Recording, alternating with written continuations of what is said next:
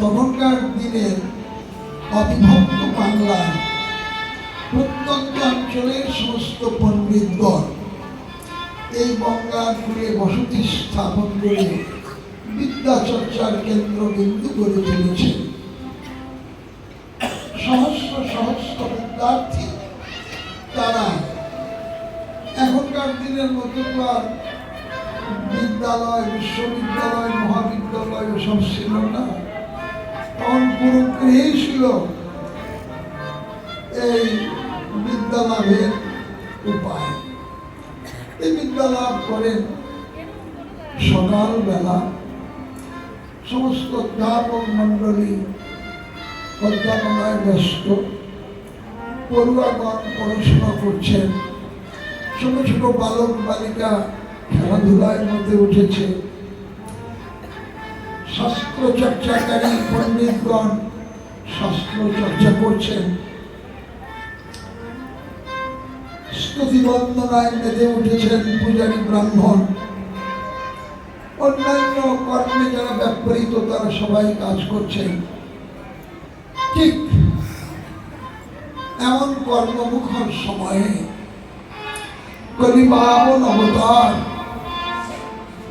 শ্রী গৌরাঙ্গ সুন্দর সমস্ত পার্শ্বদ ভক্তগণের সঙ্গে হরিনাম সংকীর্তন আনন্দে মেতে চলেছেন নদিয়ার পথে।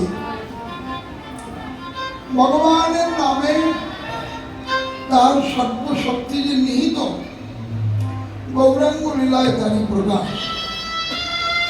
শিক্ষাশ্রমে বললেন, নাম নমকারী বহুধা নীল সর্বশক্তি। ভগবানের নামে তার সমস্ত শক্তি অর্পিত রয়েছে। নাম নামিত অভিনাদন, নাম এবং নামিতে ভেদ নেই। তাই সুমধুর সুললিত কণ্ঠে সেই হরিনামের ধ্বনি নদিয়ার আকাশ বাতাস মুখরিত করে তুলেছে। নদীবাসী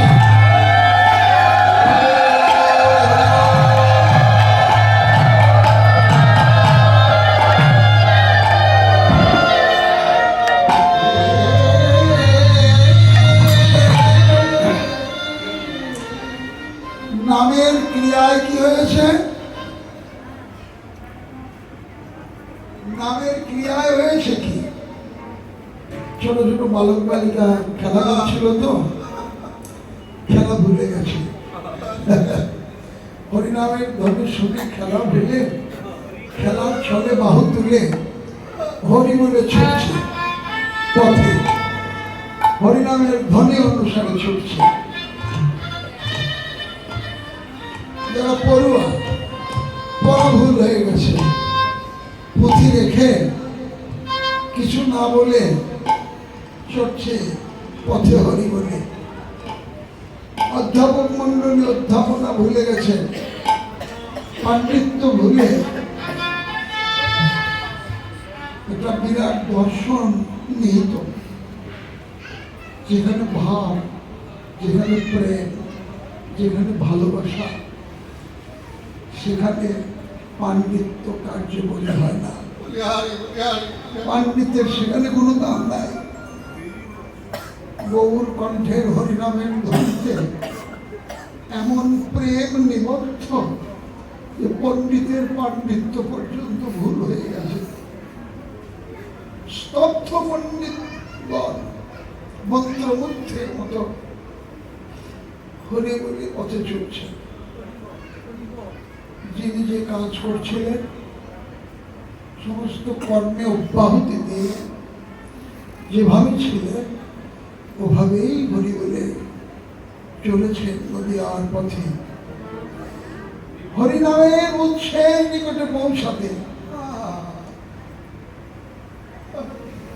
উপনিষদ বললে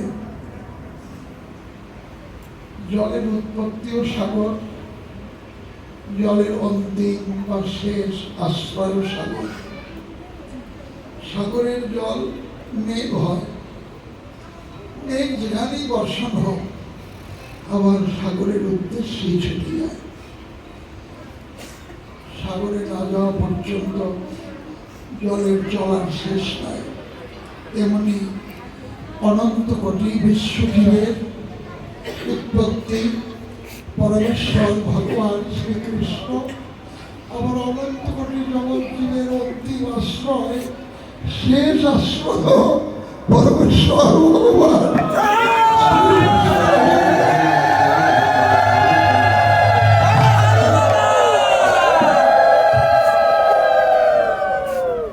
শ্রী গৌরাঙ্গের বংশী ধ্বনির প্রেমামৃতের স্রোত ধারায় নদীয়ার আবাল বৃদ্ধ কবিতা শুষ্ক কাষ্ঠ খণ্ডের মতো ভেসে চলেছে উচ্ছের নিকটে। হরিনাম সংকীর্তন মত্ত গৌর সুন্দর, যেখানে সবাই গিয়ে লুটাইছে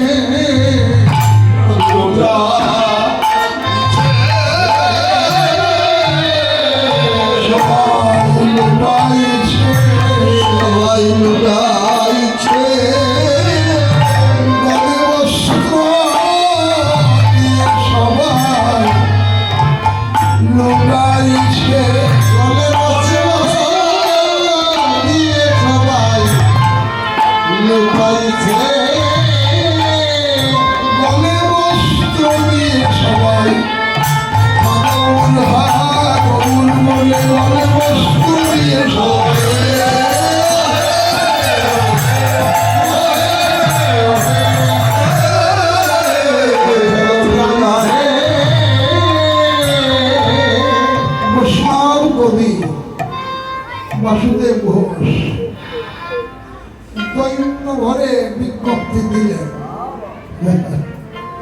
ওই চরণ দলে কবে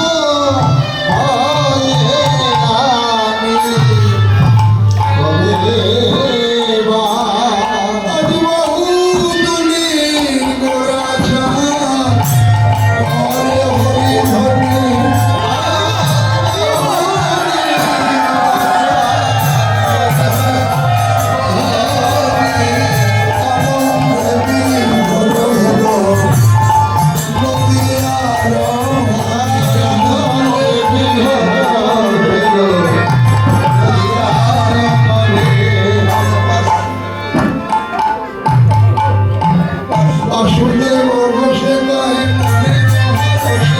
বাসুদেব ঘোষে গায়ে মনের হরষে বাসুদেব ঘোষে গায়ে মনের হরষে বাসুদেব ঘোষে গায়ে মনের হরষে কৃষ্ণলীলা গোরা যাও কলিলা প্রকাশ কৃষ্ণলীলা গোরা যাও গোরা প্রসাদে প্রকাশ না প্রকাশ না প্রকাশ না প্রকাশ না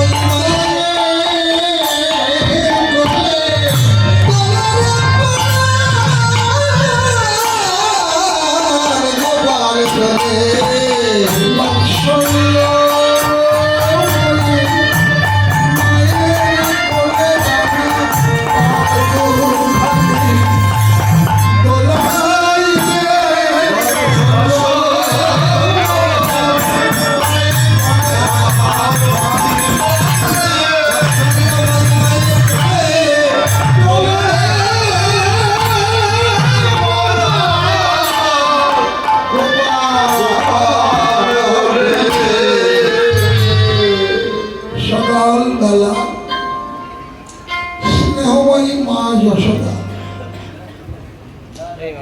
তার প্রাণ গোপালকে কোলে করে ক্ষীর সর লবণী সেবা দিচ্ছে।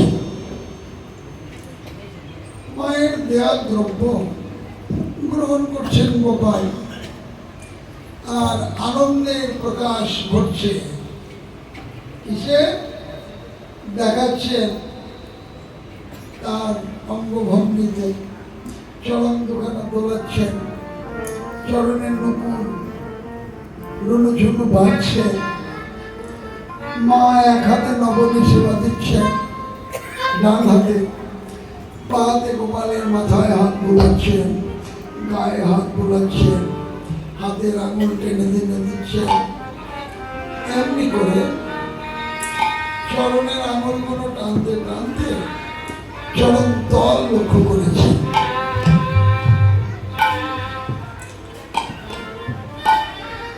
গোপাল কি মা, তোকে কত করে বলি ছোট রে, তুই ছোট, ধ্যানুর পেছনে ছোটাছুটি করিস না, আমার কোনো কথা তুই শুনবি না। কেন রে? মায়ের কথা শুনলে বুঝি অপরাধ হয়? তাহলে একটা কথাই শুনবি না। চরণ দুখানা কেমন ক্ষতবিক্ষত হয়ে গেছে, জায়গায় জায়গায় রক্ত জমাট বেঁধেছে, তুলাঙ্কনের আঘাতে আঘাতে এমন অবস্থা হয়েছে। কিনে বড্ড ব্যথা হয়েছে বুঝি? অন্তর যে আমি ভগবান মায়ের বাৎসল্য প্রেমে বিভোর হয়ে আস্বাদন করছে। মায়ের স্বভাব, কোন মা কি তার সন্তানের কষ্ট সহ্য করতে পারে? মায়ের ভাবনা নিশ্চয়ই গোপালের চরণে ব্যথা হয়েছে, তা চোখ দুটো জলে ভরে উঠেছে। আর গোপাল প্রাণ ভরে আস্বাদন করছেন মায়ের বাৎসল্য প্রেম। দূরে দাঁড়িয়ে বৈষ্ণব কবি মনে মনে বললেন, মা ধন্য তোমার বাৎসল্য প্রেম, তুমি যাকে তুলাঙ্কুরের ক্ষত বলে ভাবছ, রক্ত জমাট বলে মনে করছো, ওসব কিছুই না। ও যে ভগবানের চরণ চিহ্ন, ধ্বজ বস্ত্রাঙ্কুশ গোষ্পদ আদি ঊনবিংশ প্রকারের চিহ্নে চিহ্নিত গোবিন্দের চরণ যুগল। ধন্য তোমার বাৎসল্য প্রেম, বলিহারি যায় তোমার বাৎসল্য প্রেমে। যে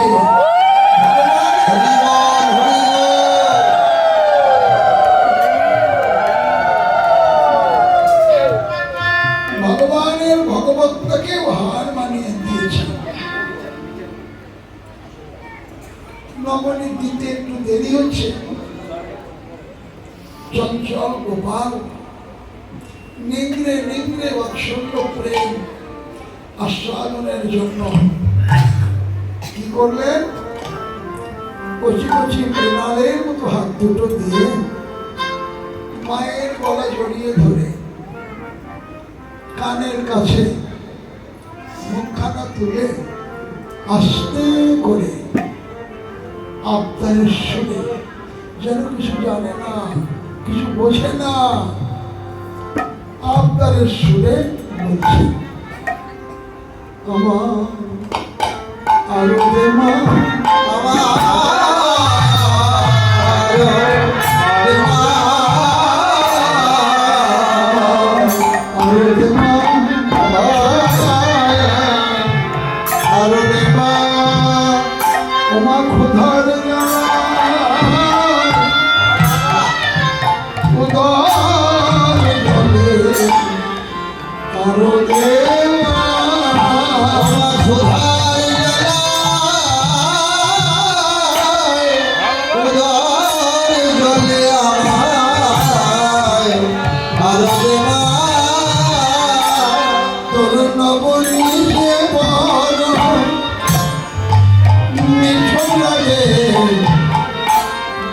আরো দে মা